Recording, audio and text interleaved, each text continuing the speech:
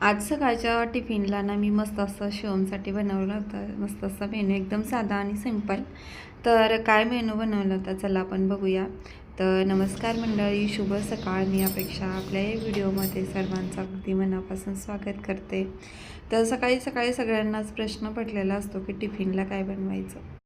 तर तुमच्यासारखाच मलाही रोजच प्रश्न पडतो आणि हा जो मेनू मी आज बनवला होता तो मी 1-2 वेळा तरी हप्त्यातून बनवत असते. एकदम साधा आणि सिंपल असं हे मेनू आहे. शिवमला खूप जास्त आवडीनं खातो आणि विशेष म्हणजे हेल्दीसुद्धा आहे. कारण हे गव्हाच्या पिठापासून बनवलेला असतो. कारण आपण पास्ता वगैरे देतो ना, हे जास्त हेल्दी वगैरे नसतं, त्याचे हे पास्ता टाईपमध्येच बनलं जातं. तर हे बनवण्यासाठी इकडे बघू शकता तुम्ही, सगळ्यात अगोदर मी 2-4 पाकळ्या लसणाच्या घेतल्या. त्याच्यासोबत थोडीशी अद्रक कट करून घेतली आणि थोडंसं ते बारीक करून घेतलं. कढई इकडे मी ठेवलीच होती. आता मी तेल तर शक्यतो कधी कधी टाकते आणि शिवमच्या टिफिनला थोडंसं कधी कधी तूप वापरते. शक्यतो जास्त तेलच येते, पण आज म्हणलं चला तुपाने बनवावं. तेलाचा डब्बा घेतलेला मी ठेवून दिला आणि तुपातच बनवायचं ठरवलं. थोडंसं इथं तूप टाकून घेतलं आणि त्याच्यानंतर थोडीशी मोहरी आणि जिरे ॲड करून घ्यायचे. लसूण अद्रक ते देखील त्याच्यात टाकून घ्यायचं. थोडंसं कढीपत्ता टाकला होता आणि तुम्ही थोडंसं अर्धं टमाटर घेतलं होतं चवीसाठी, कारण चवीला टमाटर टाकलं ना चव अगदी छान येऊन जाते. आता खिचडीसारखाच हा पदार्थ देखील एकदम सोपा आणि साधा आहे. तुम्ही कधीही ट्राय करू शकता.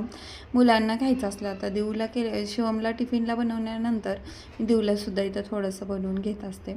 तेल मोहरी जिरं सगळं चांगलं फुटून झाल्यानंतर इथं लगेच मी टमाटर देखील ॲड करून घेतलं आणि इथं त्याच्यानंतर सगळं फ्राय झाल्यानंतर आपलं पाणी टाकून घेतलं. हळद देखील त्याच्यामध्ये ॲड करून घ्यायची आणि चवीनुसार इथं नमक ॲड करून घ्यायचं. चांगली उकळी येऊ देऊस तर त्याला उकळत ठेवायचं. त्याच्यानंतर बाजूला इथं मी पिठाचा उंडा घेतला होता. तर हे माझं ना कालचं पीठ होतं, तेच होतं तिमल्याला. तर शक्यतो फ्रीजमध्ये पीठ जास्त तर ठेवायचं नाही, पण कधी कधी जर असलं तर मग मी ते वापरते. कधी कधी नाईलाजाने ठेवावं लागतं. आता रात्री बनवलं होतं जास्त पीठ, तर ते ठेवलं होतं, मग तेच इथं मी घेतलं, त्याचंच बनवायला घेतलं. शक्यतो फ्रीजमध्ये पीठ मी पण आजकाल जास्त ठेवत नाही. त्याच्यानंतर त्याची मोठी अशी पोळी बनवून घेतली आणि चाकूच्या साहाय्याने एकदम आपले शेवाळे असतात ना, बारीक बारीक नूडल्ससारखं इथं कट करायला घेतलं.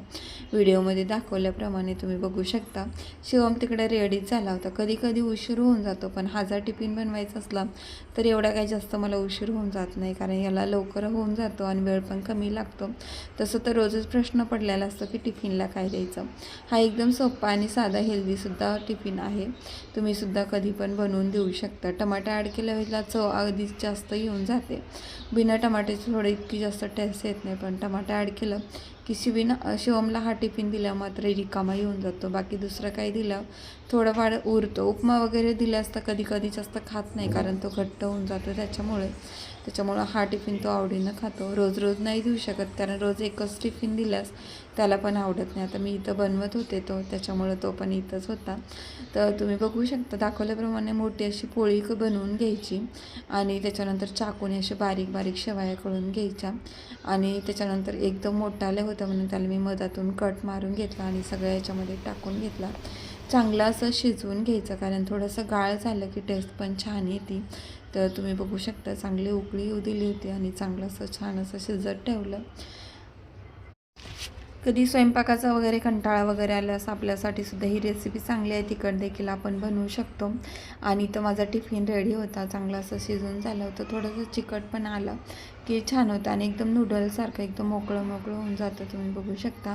आणि लागलीच इथं टिफिनला भरायला घेतला. तर टिफिन शक्यतो गरमागरम नाही भरायचा, पण कधी कधी काय होतं थोडासा उशीर झालं की गरमागरम देऊन जातो. शक्यतो प्लास्टिकच्या डब्यामध्ये टिफिन द्यायचा नाही, स्टीलचा टिफिन इथं वापरायचा. मी पण हे व्हिडिओमध्येच बघितलं यूट्यूबला, कारण प्लॅस्टिकच्या डब्यात गरम जर आपण देत असेल तर ते चांगलं नसतं खाण्यासाठी मुलांना. त्याच्यामुळे तर इथं टिफिन वगैरे भरून झाल्यानंतर शिवम देखील रेडीच झाला होता. तर तुम्हाला ही रेसिपी कशी वाटली मला नक्की कमेंटमध्ये कमेंट करून सांगा. चॅनलवर नवीन असाल तर नक्की सबस्क्राईब करा. व्हिडिओ आवडल्यास लाईक करायला विसरू नका. चला भेटूया दुसऱ्या व्हिडिओमध्ये. तोपर्यंत बाय बाय, टेक केअर.